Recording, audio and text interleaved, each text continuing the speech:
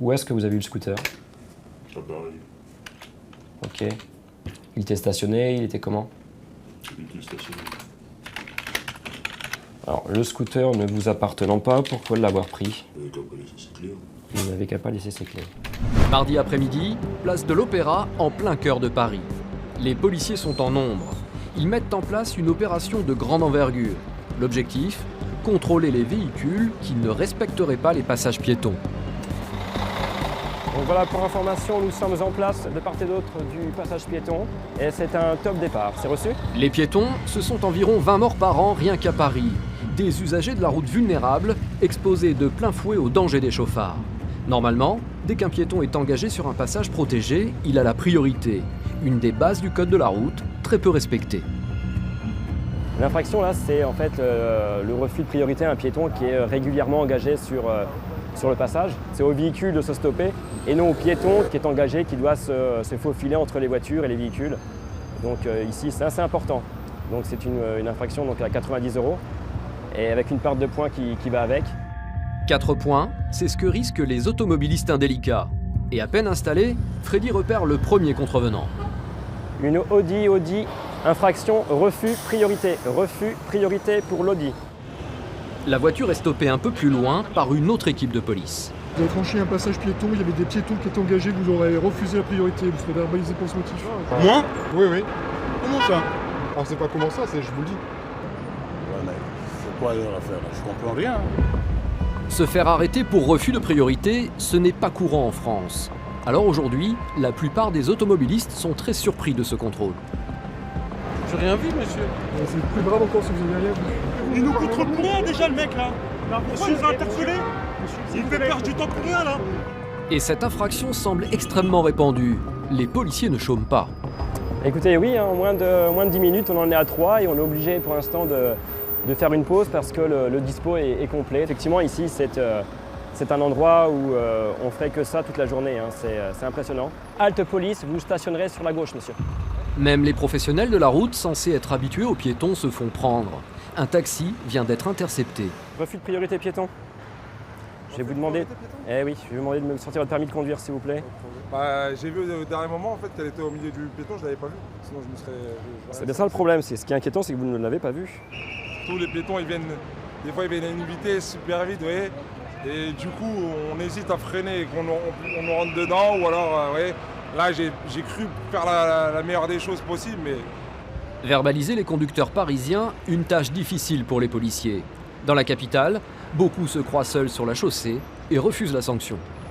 Madame, bonjour. Donc mes collègues vous ont expliqué le pourquoi du contrôle, c'est ça? Refus de priorité à un piéton qui est régulièrement engagé dans la traversée d'une chaussée. C'est bien, on met en couleur à la télé là, c'est quoi? Oui, bah maintenant, en 2015, heureusement, madame.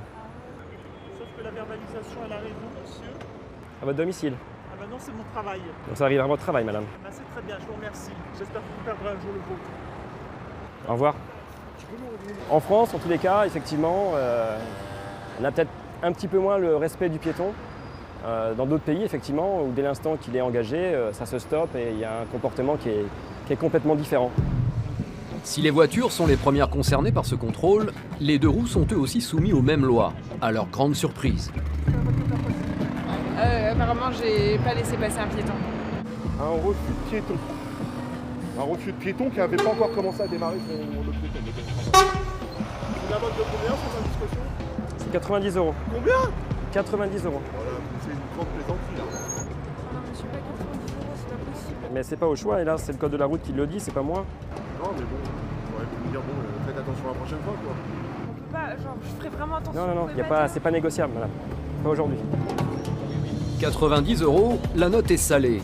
Mais selon la police, toucher au porte-monnaie, c'est le seul moyen de faire changer les mentalités.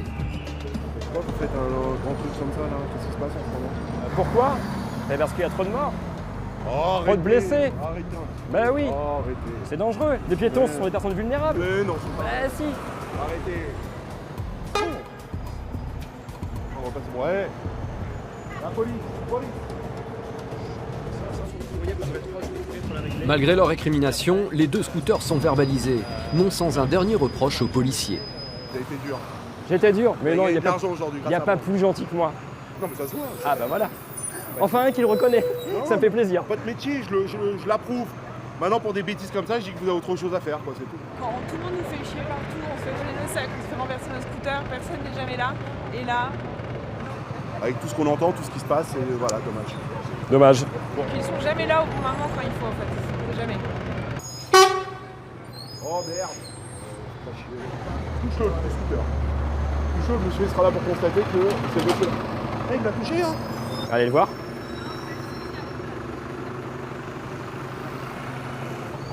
C'est ça qui a touché. C'est ça. C'est pas votre jour de chance. Non, monsieur, vous voulez faire un constat, monsieur? Non, merci pas le constat, monsieur. Je ne ferai pas ce plaisir-là pour m'arrêter de travailler aujourd'hui. Je trouve que ça. Attachez votre casque parce que je serai capable de vous faire verbaliser là-bas. Ah non, non. Dites-leur que ça y est, hein.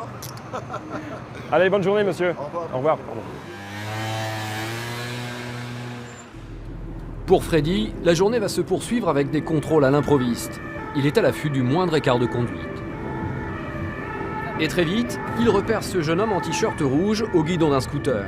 Sa conduite est dangereuse, il roule vite et grille les feux orange. Les policiers vont lui demander de s'arrêter.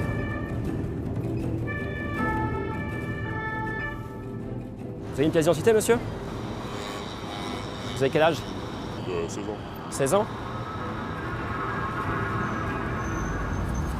C'est un combien de centimètres cubes? Comment? C'est un combien de centimètres cubes? Vous savez pas, vous prenez un véhicule, vous savez pas ce que c'est? Parce que ça, à mon avis, c'est un 125, monsieur. Vous avez l'assurance du deux roues? Ouais, je sais pas. Regardez si vous avez l'assurance. Ouais, je l'ai pas là. La carte grise? De quoi, wesh, quoi? De quoi, wesh, quoi? C'est quoi le problème? Vous restez ici, je vous dis de rester ici, vous restez ici. Ok? Oh, oh, oh. Eh. J'aime pas ça. Vous restez ici, je vous demande de rester ici. Le jeune conducteur provoque les forces de l'ordre. Il ne présente aucun papier. Freddy décide de l'interpeller. Ouais, monsieur, vous venez avec nous, ok? Allez, vous montez. Hop. Bah, c'est un 125, il a 16 ans, donc par définition, il a aucunement le droit de conduire cet engin. Donc à partir de là, c'est un délit. C'est un défaut de permis de conduire. Voilà. Le mineur est amené au poste de police. Il est placé en garde à vue. En remplissant son rapport, Freddy va de surprise en surprise. Le pédigré de ce jeune garçon est impressionnant et il n'en est pas à son coup d'essai. Combien d'antécédents? Moi, ce que je vois, 1, 2, 3, 4, 5, 6 et 7 avec le nôtre. Donc 7 antécédents. À cet âge-là, c'est beaucoup. Et ce n'est pas tout. Monsieur, asseyez-vous. Alors que Freddy procède à l'audition de ce mineur, il lui annonce que les services de police viennent de faire une autre découverte. Alors, il y a un petit changement. Pas en votre faveur, hélas. Le véhicule que vous conduisez est signalé volé. D'accord? Donc, conduite sans permis plus recel de vol de véhicule. Pour l'adolescent, les nouvelles sont très mauvaises. Le propriétaire du scooter a porté plainte. Donc, c'est un scooter qui a été volé avec les clés. D'après la victime, il a oublié tout simplement de récupérer les clés sur la selle du scooter. Donc c'est un vol avec les clés du véhicule. Donc sans doute que quelqu'un est passé par derrière et a récupéré l'engin. Ok. Est-ce que vous savez à qui appartient le scooter sur lequel vous étiez hier? Non. Où est-ce que vous avez eu le scooter? À Paris. Ok. Il était stationné, il était comment? Il était stationné. Alors, le scooter ne vous appartenant pas, pourquoi l'avoir pris? Il n'avait qu'à pas laisser ses clés. Vous n'avez qu'à pas laisser ses clés. Pour le jeune homme, le responsable de ce vol, ça ne serait donc pas lui, mais le propriétaire du véhicule. Une attitude nonchalante qui ne plaide pas en sa faveur. Est-ce que vous reconnaissez l'infraction de recel de vol? Je vais imprimer, je vais vous faire relire. Ok. Et puis après, on va faire un avis auprès du parquet. Finalement, la décision de justice sera très rapide. Quelques heures plus tard, le procureur décide de relâcher l'adolescent. Il n'écopera que d'un simple rappel à la loi. Une absence de peine qui peut démoraliser les forces de l'ordre, même si Freddy préfère rester pragmatique. C'est plutôt clément, non, comme décision?